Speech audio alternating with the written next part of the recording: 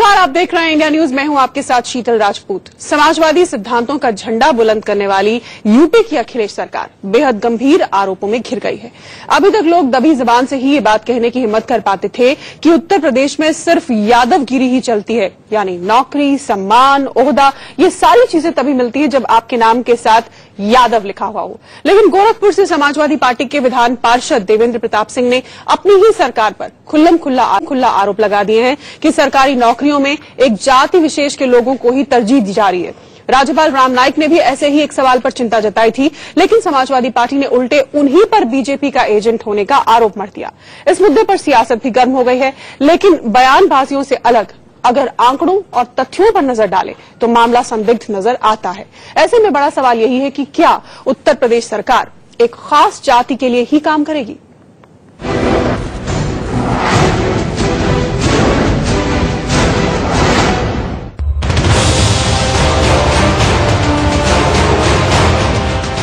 क्या उत्तर प्रदेश की समाजवादी सरकार सिर्फ एक खास जाति की सरकार है?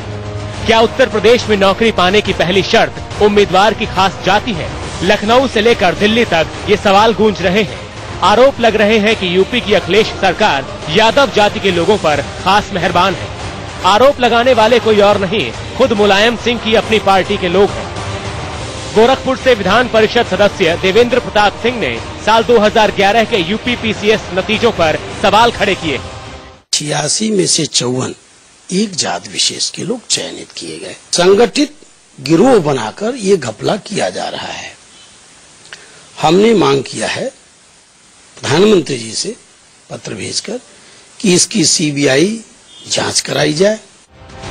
यादव जाति के लोगों पर अखिलेश सरकार की खास मेहरबानी की ये चर्चा यूपी में कई दिनों से गर्म थी, लेकिन बवाल तब बढ़ा जब राज्यपाल राम नाईक इसमें कूद पड़े। 22 जुलाई को राज्यपाल राम नाईक से एक पत्रकार ने सवाल किया था कि यूपी में ज्यादातर बड़े सरकारी ओहदों पर यादव क्यों? सुनिए इस पर राज्यपाल ने क्या कहा था। नियुक्तियां ये बड़ी चर्चा का विषय बन गया है और इस भूमिका में मेरी सरकार ने अब तक इसकी जानकारी मुझे नहीं दी है, लेकिन ये बात मैं सुनता तो रहता हूँ, पढ़ता रहता हूँ, लेकिन मेरी सरकार से मैं इसकी जानकारी और प्राप्त करूंगा। राज्यपाल के बयान पर समाजवादी पार्टी भड़क गई। जवाब में राज्यसभा सदस्य रामगोपाल यादव ने सोमवार को प्रदेश के 1500 बड़े अफसरों की एक लिस्ट जारी की। रामगोपाल के मुताबिक इसमें सिर्फ 139 अफसर यादव हैं। रामगोपाल ने यह भी आरोप लगाया कि राम नाईक बीजेपी के एजेंट की तरह काम कर रहे हैं। बिल्कुल एब्सोल्युटली रॉन्ग है। जो मैंने कल डाटा दिए हैं वे ऑथेंटिक हैं।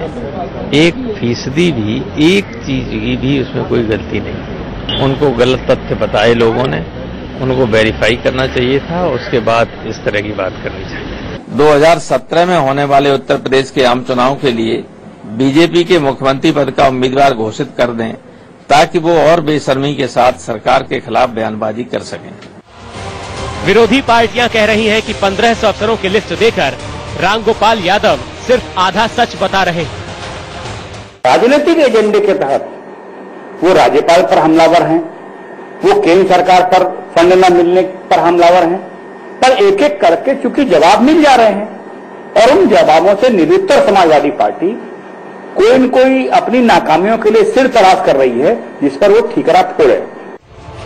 जो आंकड़े रामगोपाल यादव ने नहीं बताए वो ये है। यूपी के 75 जिलों में तैनात बेसिक शिक्षा अधिकारियों में से 62 अधिकारी यादव हैं। यूपी के तमाम थानों में तैनात एसएचओ में से 67% एसएचओ यादव हैं। खुद मुलायम की पार्टी के 75 जिलाध्यक्षों में से 62 यादव जाति के हैं। इसके अलावा यूपी लोक सेवा आयोग के अध्यक्ष अनिल यादव की योग्यता को लेकर भी इलाहाबाद हाई कोर्ट गंभीर टिप्पणी कर चुका है। मजे की बात यह है कि साल 2012 से यूपी लोक सेवा आयोग ने किसी भी भर्ती परीक्षा में सफल उम्मीदवारों के नाम का ऐलान करने की बजाय सिर्फ रोल नंबर देना शुरू कर दिया है। ऐसे में सवाल उठना लाजमी है कि क्या अखिलेश सरकार वाकई में सिर्फ यादवों की भलाई के लिए काम कर रही है? क्या यूपी में आगे बढ़ने के लिए नाम के पीछे यादव होना सबसे बड़ी योग्यता बन गया है? दिल्ली से मोहम्मद अफसर और रजत राकेश टंडन के साथ विपिन चौबे, लखनऊ, इंडिया न्यूज। तो जाति के नाम पर इस तरह का भेदभाव हो रहा है उत्तर प्रदेश में, इस तरह के आरोप लग रहे हैं और ये आरोप खुद पार्टी के ही लोग लगा रहे हैं। हमारे साथ इस बहस में हिस्सा लेने के लिए खास लोग मेहमान जुड़ गए हैं। देवेंद्र सिंह MLC समाजवादी पार्टी के हमारे साथ जुड़े हुए हैं और साथ ही लक्ष्मीकांत वाजपेयी यूपी बीजेपी के अध्यक्ष हमारे साथ इस वक्त जुड़े हुए हैं। देवेंद्र जी, ये जो कहा आपने भी और जो आंकड़े निकल कर आ रहे हैं कि यादव डोमिनेट कर रहे हैं हर जगह पर और इसलिए आम नागरिक उत्तर प्रदेश का निराश और हताश महसूस कर रहा है। देखिए, उत्तर प्रदेश लोक सेवा आयोग और अन्य भर्ती बोर्डों में अयोग्य, अक्षम और भ्रष्ट पदाधिकारी बनाए गए हैं। ऐसे भ्रष्ट पदाधिकारियों से योग्यतम और उत्कृष्टतम अभ्यर्थी के चयन की अपेक्षा नहीं की जा सकती है। ये लोग एक जाति विशेष को उपकृत कर रहे हैं भर्तियों में। ईमानदार, कर्मठ और समर्पित प्रतिभाशाली नौजवान जो अपनी प्रतिभा के बल पर आना चाहते हैं प्रशासनिक सेवाओं में, ऐसे नौजवानों के साथ उनके सपनों पर पानी फेर रही है सरकार। पूरी तौर से सभी भर्ती आयोगों में सभी भर्ती बोर्ड और आयोग अयोग्य लोगों को जाति के आधार पर भर्ती कर रहे हैं। मैं भर्ती बोर्ड के अध्यक्षों से, लोक सेवा आयोग के अध्यक्ष और अपनी सरकार से पूछना चाहता हूं, उत्तर प्रदेश के प्रतिभाशाली, कर्मठ और ईमानदार नौजवान जो अपनी प्रतिभा के बल पर प्रशासनिक सेवाओं में आना चाहते हैं, जो अपनी प्रतिभा के बल पर शिक्षक बनना चाहते हैं, जो प्रतिभा के बल पर प्रदेश के विकास में अपना योगदान देना चाहते हैं, सरकार बताए कि वो प्रदेश छोड़कर कहां चले जाएं। बहुत वाजिब सवाल है कि सरकार को उत्तर प्रदेश सरकार से न्याय की अपेक्षा नहीं की जा सकती। बिल्कुल, सरकार को ये बताना होगा कि आखिर ऐसे लोग जो चाह रहे हैं कि वो प्रशासन में आए, प्रशासनिक सेवा में हिस्सा लें, राज्य की सेवा करें, वो आखिर करें तो क्या करें जब एक जाति को लेकर इस तरह से पार्टी ने मुहिम चला रखी है। हमारे साथ यूपी बीजेपी के अध्यक्ष लक्ष्मीकांत वाजपेयी भी जुड़े हुए। वाजपेयी जी, राज्यपाल ने जो इस पर टिप्पणी की कि इस तरह के मामलों के बारे में उनको भी संज्ञान दिया गया है, उनकी भी जानकारी में आए हैं और वो इस पर और आके देखेंगे और नोट करेंगे, उस पर समाजवादी पार्टी कहती है कि राज्यपाल बीजेपी के एजेंट हैं और राजनीतिक भावना से ग्रस्त होकर उन्होंने ये बात कही है। राज्यपाल राज्य के संवैधानिक प्रमुख हैं और यदि उनको ऐसा लगता है कि किसी समस्या पर राज्य सरकार का रुख उचित नहीं है तो यह सचेत करने का अधिकार उनका संवैधानिक मुखिया के नाते है। अच्छा होता सरकार उसका उचित और तथ्यात्मक उत्तर श्री राज्यपाल जी को देती। सरकार ये कह रही है कि तथ्यों का अभाव है इसलिए ये बयान दिया और उसके जवाब में उन्होंने कुछ आंकड़ा भी जारी किया। मैं भी बताऊंगा। मुख्यमंत्री रामगोपाल यादव जी का जो पत्र है, ईमानदारी से सरकार की सभी मोर्चों की पर विफलताओं और मीडिया और जनता द्वारा उस पर लगाए जा रहे प्रश्न चिन्ह के कारण बौखलाहट से है और कोई कारण इसका नहीं है। मैं एक बात रामगोपाल यादव जी से पूछना चाहता हूं, आंकड़ों का उलझाव मत करो, सीधे सीधे क्लीन हैंड आओ जनता के सामने। 15 मार्च 2012 की तिथि के बाद इनके द्वारा जितनी भी सरकारी नौकरियों में भर्ती की गई है उनके भर्ती करने वाली एजेंसी का नाम, सफल अभ्यर्थी का नाम और जिला और उसकी जाति सार्वजनिक क्यों नहीं कर देते? पूर्व की भर्तियों के आधार पर आंकड़े दिखा रहे हैं। 15 मार्च 2012 के बाद के आंकड़े दिखाएं, सब सामने आ जाएगा। मेरा निवेदन है कि भारतीय जनता पार्टी जातिवाद की राजनीति नहीं करती। अच्छे योग्य अभ्यर्थी भले ही यादव बिरादरी के, उनको अवसर मिलना चाहिए। अच्छा, ये बताइए वाजपेयी जी, ये जो रामगोपाल यादव ने ये गुहार लगाई है प्रधानमंत्री नरेंद्र मोदी से कि आप राज्यपाल जो है राम नाईक, उनको इस पद से हटाकर मुख्यमंत्री पद का दावेदार बना दें, ये एक तरह की जो अपील उन्होंने की है, इस पर आपकी क्या प्रतिक्रिया, आप क्या कहेंगे? ये अपील नहीं है, ये अशिष्ट भाषा है। बिल्कुल बिल्कुल, ये अमर्यादित भाषा है। इनको अजीज कुरैशी जैसे राज्यपाल चाहिए जो रबर स्टैंप के रूप में काम करें।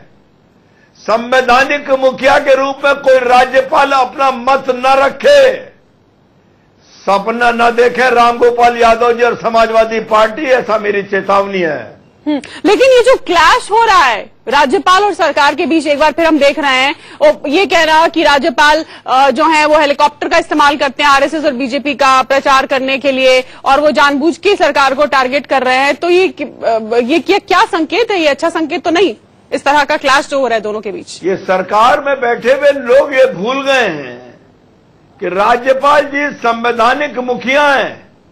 उनको अपने कर्तव्य के निर्वहन के लिए जो सरकारी सुविधाएं मिलती है वो मिलेंगी और उनका उपयोग करेंगे। अब अगर मैं ये बात कहूं तो मुख्यमंत्री जी और उनके मंत्री हेलीकॉप्टरों से, हवाई जहाजों से जा रहे हैं, भाजपा के खिलाफ भाषण दे रहे हैं। केंद्र में हमारी सरकार है, पैसा हमारे यहां से आता है, ये लोकतंत्र है, संघीय ढांचा है, सब कुछ अनुमन्य है। हमारे साथ देवेंद्र सिंह, एमएलसी समाजवादी पार्टी के, जो समाजवादी पार्टी के एमएलसी है, लेकिन वो भी अपनी सरकार पर ये आरोप लगा रहे हैं। देवेंद्र सिंह जी, राज्यपाल ने जो संज्ञान लिया, उस पर जो प्रतिक्रिया आपके नेता दे रहे हैं, आला नेता, ये उनकी बौखलाहट है? देखिए, राज्यपाल जी एक संवैधानिक चेयर पर बैठे हैं, उनकी आलोचना किसी भी दशा में स्वीकार नहीं है। हर पद की गरिमा होती है और उसका पालन सभी को करना चाहिए। पूरे प्रदेश की एक संसदीय व्यवस्था है, परंपरा है। यह प्रदेश तो अपनी श्रेष्ठ परंपराओं के नाते जाना जाता है। इसलिए हम आदरणीय राज्यपाल जी की जो संवैधानिक जो अधिकार हैं उनका सम्मान करता हूं और सभी को उनका सम्मान करना चाहिए। ये जो आप भी ये बात कह रहे हैं कि जाति विशेष के लोगों को ही नौकरियां मिलती हैं, उन्हीं को प्राथमिकता दी जाती है, इस पर थोड़ा और हमें डिटेल में बताइए। आपने तो कई सारे आंकड़ों की बात भी की है, और आप पार्टी के अंदर के हैं, आप समाजवादी पार्टी के ही एमएलसी हैं। देखिए, जो कुछ भी मैंने कहा है वो तथ्यों और साक्ष्यों के आधार पर कहा है। अगर उत्तर प्रदेश लोक सेवा आयोग पारदर्शिता से काम करता है तो मैं ये पूछना चाहता हूं, पहले व्यवस्था थी कि सफल अभ्यर्थियों के नाम, पिता का नाम और पता प्रकाशित किया जाता था। आज क्यों केवल रोल नंबर प्रकाशित किया जा रहा है? ऐसा इसलिए किया जा रहा है कि आयोग अपने पापों को छिपाना चाहता है और इस अपराध को छिपाने के लिए केवल रोल नंबर प्रकाशित कर रहा है। आयोग से लोगों की विश्वसनीयता समाप्त हो गई है। आयोग किस स्तर पर नीचे गिर गया कि 2012 आपने इसको लेकर अपनी पार्टी आपने जला दिया। आपने इसे लेकर पार्टी आला कमान से बात करने की कोशिश की, अपने पार्टी के आला नेताओं से बात करने की कोशिश की, ये बात उनके सामने लाने की कोशिश की, तो क्या आपको किस तरह की प्रतिक्रिया मिली या किस तरह का रिस्पांस आपको मिला? देखिए, जब सरकार का ही निर्देश होगा कि फला आदमी को भर्ती करना है तो उसमें अब सरकार से बात करने का कोई मतलब नहीं है। यह देश के हित से जुड़ा हुआ सवाल है। प्रदेश चलिए, के हमारे साथ भविष्य का सीपी जुड़ा राय हुआ जुड़ चुके सवाल हैं। है। हमारे साथ सीपी राय हम जुड़ चुके जानना हैं, चाहते हैं। समाजवादी पार्टी के नेता। एक बार उनके पास चलते। राय साहब, मैं ये जानना चाहती हूँ कि राज्यपाल अगर इस चीज का संज्ञान लेते हैं और आपकी पार्टी के पार्षद भी ये बात कहते हैं और तमाम लोग दबी जबान में ये बात कहते हैं कि जाति के आधार पर भर्तियां हो रही हैं, एक पर्टिकुलर जाति को ज्यादा तरजीह दी जा रही है, तो उसमें आप राज्यपाल को लेकर राजनीतिक बयानबाजी क्यों कर रहे हैं? शीतल, राम गोपाल जी ने सारा बयान दे दिया है। उन्होंने सारे तथ्य सामने रख दिए हैं। प्रमुख सचिव, डीजीपी से लेके एसपी तक किन किन पदों पर किस जाति के कितने लोग हैं हमारे प्रदेश में, सब चीज तो सामने रख दिया। अब उसके बाद बताने के लिए बचता क्या है? नहीं, आपने जहां तक राज्यपाल जी का सवाल है, देश के संविधान में 3 खंभे तय किए गए। चौथा खंभा अनौपचारिक रूप से प्रेस को माना जाता है। उन तीनों खंभों में न्यायपालिका, कार्यपालिका और व्यवस्थापिका, सबके अपने अधिकार तय किए गए, सबके अपने कर्तव्य तय किए गए, सबकी अपनी सीमाएं तय की गई। देश में लोकतंत्र है। लोकतंत्र जनता के मत से चलता है और जनता कुछ लोगों को चुनती है अपनी सरकार चलाने के लिए। राज्यपाल और राष्ट्रपति की व्यवस्था अलग चीजों की उल्लेख की गई है। जब कोई भी संस्था अपने अधिकारों का अतिक्रमण करेगी तो व्यवस्था चलाने में दिक्कत होगी और जनता के अधिकारों में अतिक्रमण नहीं, होगा। लेकिन इसके मायने क्या ये है? इसके मायने क्या ये है कि राज्यपाल जैसे पद के व्यक्ति को आप ये कहें कि वो हेलीकॉप्टर लेकर, वो हेलीकॉप्टर, सरकारी हेलीकॉप्टर का इस्तेमाल आरएसएस बीजेपी के प्रचार के लिए कर रहे हैं? जब राज्यपाल जी अपनी मर्यादा लांघेंगे और राष्ट्रीय स्वयंसेवक संघ के कार्यकर्ता और बीजेपी के नेता के रूप में काम करेंगे तो उसको कहना पड़ेगा। राज्यपाल होने के नाते आपको नहीं बख्शा जा सकता। अगर आप कोई गलत काम करेंगे, कोई किसी भी पद पर हो, उसको अपनी मर्यादा का खुद भी ध्यान रखना चाहिए, तभी उसकी मर्यादा का दूसरे लोग ध्यान रखेंगे। दुर्भाग्य यह है कि वर्तमान राज्यपाल जी लंबे समय तक नेता रहे हैं, सांसद रहे हैं, मंत्री रहे हैं। ये अपने उस कलेवर से और भारतीय जनता पार्टी और आरएसएस की मानसिकता से बाहर नहीं आ पा रहे हैं। उनको समझना चाहिए कि वो राज्यपाल है और यही दिक्कत है, वो समझ नहीं पा रहे हैं। इसीलिए शीतल जी, वो समझ लेंगे, हम भी मर्यादा में रहेंगे और वो भी मर्यादा में रहेंगे। वाजपेयी जी सरकार चला रहे हैं, हम जनता के प्रति ठीक है, जवाबदेही हमारी है। ठीक है। मैं लक्ष्मीकांत जवाबदेही जनता के प्रति नहीं है। आप हमारे साथ जुड़े रहिए। मैं लक्ष्मीकांत वाजपेयी के पास चलती हूँ और जो आपने ये बात कही कि वाजपेयी जी, जैसा कि आपने राय साहब को सुना, उनका ये कहना था कि राज्यपाल अपनी मर्यादा लांघ रहे हैं, इसलिए सरकार की ओर से या पार्टी, समाजवादी पार्टी की ओर से इस तरह के बयान आ रहे हैं। रामगोपाल यादव जी ने अपने पत्र में कहा है कि उन्होंने हेलीकॉप्टर का इस्तेमाल किया। भूल गए संविधान का अनुच्छेद 158 राज्यपाल के पद के लिए शर्तें, उसमें विद इन ब्रैकेट 3 राज्यपाल बिना किराया दिए अपने शासकीय निवासों के उपयोग का हकदार होगा। वाजपेयी जी, ऐसी उपलब्धियों, भक्तों और विशेषाधिकारों का भी जो संसद विधि द्वारा अवधारित करे तब तक इस निमित्त करेगा। तब तक ऐसी उपलब्धियों, भक्तों और विशेषाधिकारों का जो सूची में से हकदार होगा। वाजपेयी जी, मैं इतनी बात पूछना चाहता हूं। आप भारतीय जनता पार्टी, राय साहब आप रुक जाइए। राय साहब आप रुक जाइए। आपने जो कहना था कह लिया, मुझे कहने दीजिए। जी जी, ये भारत का संविधान राज्यपाल को कुछ अधिकार देता है। राज्यपाल सरकार का संवैधानिक मुखिया होता है और संवैधानिक मुखिया को अपनी सरकार के बारे में पूछताछ करने का अधिकार होता है। अगर उसका अधिकार प्रयोग करता है तो सरकार को शालीनता से राज्यपाल के पास जाकर अपना पक्ष रख देना चाहिए। मैं इसका जवाब देना चाहूंगा। जी बजाय इसके सरकार में अगर दम था तो मुख्यमंत्री बोलते, मुख्यमंत्री एक इस पत्र को मुख्यमंत्री जारी कर दें। क्यों माननीय रामगोपाल यादव जी से जारी किया है? ठीक है, राय साहब, माननीय मुख्यमंत्री से जारी पता लग जाएगा। राय साहब, सरकार के संवैधानिक मुखिया को चुनौती देना सरकार में रहते हुए संभव नहीं। वाजपेयी जी चुप होंगे तब जवाब दूंगा। हाँ, वो वरिष्ठ खामोश नेता है। वाजपेयी जी खुद बहुत वरिष्ठ नेता भी है, विधायक भी है। हम कहाँ इनकार कर रहे हैं कि राज्यपाल संवैधानिक प्रमुख है, लेकिन राज्यपाल सत्ता के प्रमुख नहीं है। सत्ता का चयन जनता करती है और सत्ता जिम्मेदार होती है जनता के प्रति। हमें इस बात से भी ऐतराज नहीं है कि राज्यपाल को, लेकिन जनता ने ये नहीं कहा कि एक ही वर्ग और बिरादरी के लोगों का चयन कर दिया जाए। वाजपेयी जी, मैं चुप रहा, मैं आपके बीच में नहीं बोला। वाजपेयी जी, ये सच है कि राज्यपाल को बिना किराए दिए हेलीकॉप्टर और जहाज का इस्तेमाल करने का अधिकार है उस अधिकार के नाते उनको दिया जा रहा। हमने मना कहाँ किया? हमारा ऐतराज इस बात पर है कि राज्यपाल मना कर भी नहीं सकते। सरकारी जहाज का इस्तेमाल करके आप राष्ट्रीय स्वयंसेवक संघ का और भारतीय जनता पार्टी का काम नहीं कर सकते। हमारा ऐतराज उस पर है। अब आप भारतीय जनता पार्टी के मेंबर नहीं है। अगर आपको भारतीय जनता पार्टी का नहीं, लेकिन आप ये इस तरह का अरे विधानसभा के आरोप लगा के सकते हैं राज्यपाल पे। राय साहब आप किस आधार पर राज्यपाल पर टिप्पणी कर सकते हैं? यही बात आपके ऊपर जातिवादी झंडा लगे हुए मंच पर राजनीति करने की अपने राज्य में तो आप ही की पार्टी के पार्षद कह रहे हैं, आप ही की पार्टी के इंसाइडर्स भी कह रहे हैं। प्रधानमंत्री को भी राज्यपाल से तकलीफ थी। वाजपेयी जी, आपके प्रधानमंत्री को भी गुजरात के राज्यपाल से ऐसी ही तकलीफ थी।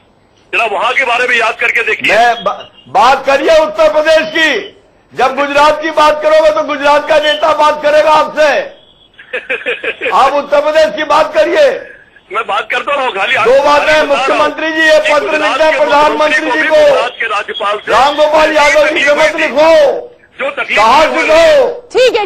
और दूसरी बात जी वाजपेयी जी, मैं राय साहब से ये पूछना चाह रही हूँ, राय साहब कि आपने भी माना कि राज्यपाल को ये हक है कि वो पूछ सकते हैं, राज्यपाल हेलीकॉप्टर का इस्तेमाल कर सकते हैं, ये तमाम सुविधाएं उनके लिए हैं। तो फिर आप आखिर किस आधार पर ये आरोप लगाते हैं आपकी पार्टी कि राज्यपाल हेलीकॉप्टर का इस्तेमाल आरएसएस और बीजेपी के प्रचार के लिए करते हैं? आप इस तरह से यूं ब्लेटेंट एक इल्जाम कैसे लगा सकते हैं? राज्यपाल सरकार से क्या पूछ सकते हैं, मैं उसका भी जवाब दे देता हूं। राज्यपाल और मुख्यमंत्री दो बड़ी संस्थाएं हैं। दो बड़े लोग आपस में बात करते हैं। दो बड़े लोग अखबार और टीवी के माध्यम से बात नहीं करते। वर्तमान राज्यपाल सीधे मुख्यमंत्री से कोई बात पूछने के बजाय और कोई निर्देश देने के बजाय, किसी सवाल जवाब करने के बजाय वो अखबार और टीवी के माध्यम से बात करते हैं, जिसमें राजनीति की बू आती है। तो जब वो टीवी और अखबार के माध्यम से बात कर रहे हैं तो पार्टी जो सत्ता में होती है उसका मुखिया उसके प्रति जवाबदेह होता है। इसलिए पार्टी के प्रमुख महासचिव रामगोपाल जी को टीवी और अखबार के माध्यम से ही जवाब देना पड़ा। अगर राज्यपाल जी व्यक्तिगत रूप से अपनी मर्यादा में बात करते मुख्यमंत्री से तो मुख्यमंत्री के तौर पर जवाब देते। राजनीतिक चूंकि सवाल जवाब किया है राज्यपाल जी ने, इसने राजनीतिक दल ने उनको जवाब दिया है। ठीक है, वाजपेयी जी इस पर जवाब देना चाह रहे हैं। राय साहब, पत्र रामगोपाल जी ने प्रधानमंत्री जी को लिखा है। जी। एक तरफ आप महामहिम श्री राज्यपाल को कह रहे हैं कि वो पत्र संवाददाताओं के माध्यम से बात करते हैं, वो वाजपेयी तरीका है। एक तरफ आप महासचिव रामगोपाल यादव जी के द्वारा लिखा गया प्रधानमंत्री को पत्र सार्वजनिक क्यों किया गया? आपने पालन कर दिया। रामगोपाल और दूसरी बात, दल का मुखिया लिखे, मैं कह रहा हूँ राज्यपाल के खिलाफ पत्र माननीय मुख्यमंत्री जी लिख गए, सार्वजनिक कर दो ना। पत्र जारी किया, लेकिन मुख्यमंत्री और राज्यपाल के पत्र आपस में गोपनीय होते हैं। ये तो आप जानते हैं। वाजपेयी जी चलिए, लेकिन गोपनीयता क्या आपको नहीं इख्तियार करनी चाहिए? ये सवाल के साथ हम फिलहाल इस बहस को खत्म करते हैं। आप तीनों का हमारे साथ जुड़ने के लिए बहुत बहुत धन्यवाद। तो बुरी तरह से ठनी हुई है राज्यपाल और उत्तर प्रदेश की सरकार के बीच। फिलहाल बहस में इतना ही, लेकिन इंडिया न्यूज पर